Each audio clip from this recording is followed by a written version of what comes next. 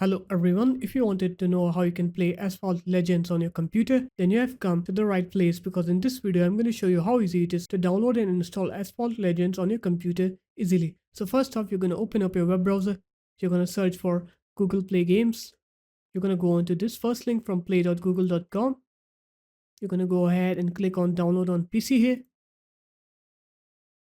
and then you're going to download and install this software up.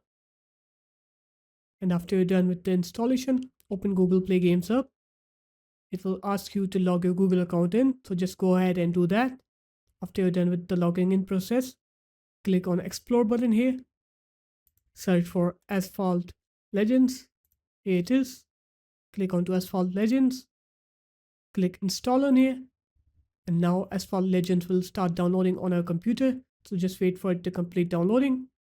The speed of the download depends on how fast your internet is, and after it's done downloading, you can go ahead and play the game.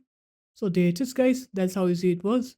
If you guys found this video helpful, make sure to leave a like, comment and subscribe to the channel, and I'll see you in my next video. Peace.